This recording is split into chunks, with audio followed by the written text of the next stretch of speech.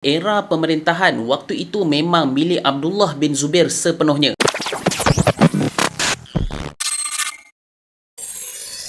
Assalamualaikum warahmatullahi wabarakatuh. Setelah kematian Khalifah Muawiyah bin Yazid, maka Daulah Umayyah ini menjadi terumbang-ambing kerana ketidakadaan pemimpin yang nak menggantikan Muawiyah bin Yazid. Namun, di sebalik tidak ada pengganti kepada Muawiyah kedua ini, ada satu calon yang menjadi harapan bagi menjadi khalifah dari Bani Umayyah ini. Namanya adalah Marwan Ibnul Hakam.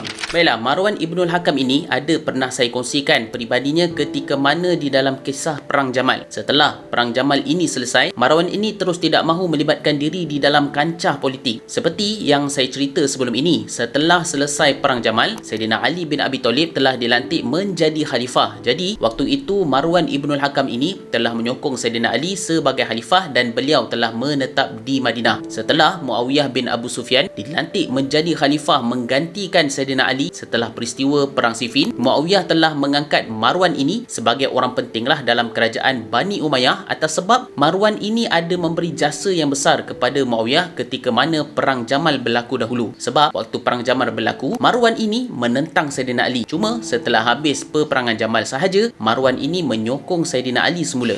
Tetapi walaupun Marwan ini sokong Sayyidina Ali, Muawiyah anggap sokongan Marwan kepada Sayyidina Ali ketika itu sekadar nak selamatkan kedudukan Bani Umayyah yang berada di Mekah dan Madinah. Dan antara sebab lain yang memungkinkan Muawiyah ambil Marwan menjadi orang penting di dalam kerajaan kerana kepakaran yang ada pada Marwan Ibnul Hakam. Atas sebab itulah Muawiyah telah melantik Marwan menjadi gubernur di Madinah sehingga Muawiyah meninggal. Dan anak Muawiyah Yazid jadi khalifah pun tetap juga Marwan ini menjadi orang penting di dalam kerajaan Bani Umayyah. Cuma setelah Khalifah Yazid bin Muawiyah meninggal dunia, kedudukan Marwan selaku gubernur di Hijaz menjadi kacau bilau sebab anak kepada Yazid iaitu Muawiyah kedua lemah di dalam pentadbiran sehingga kan Abdullah Ibn Zubair telah ambil peranan di Jazirah Hijaz dan telah melantik dirinya sendiri menjadi khalifah. Dalam riwayat ada menyebutkan bila mana Abdullah Ibn Zubair telah menjadi khalifah di Hijaz, Marwan Ibnul Hakam ni hampir-hampir nak menyokong Abdullah Ibn Zubair menjadi khalifah sebab bagi dia dah tak ada lagi lah pengganti bagi kerajaan Bani Umayyah ketika itu. Tetapi baru sahaja Marwan nak datang sokong, tiba-tiba sahaja gubernur di Basrah dan Kufah iaitu Ubaidullah bin Ziyad yang merupakan anak saudara kepada Muawiyah telah cakap kepada Marwan, "Aku rasa cara kau nak pergi sokong Abdullah bin Zubair ni tak betul. Kau ni adalah pembesar Quraisy. Jika kau boleh memimpin, pasti semua Quraisy akan sokong." Bila Marwan dengar je kata-kata daripada Ubaidullah waktu itu, terus dia cakap pada Ubaidullah, "Kita masih ada harapan untuk menaikkan daulah Bani Umayyah yang dah hampir runtuh ini."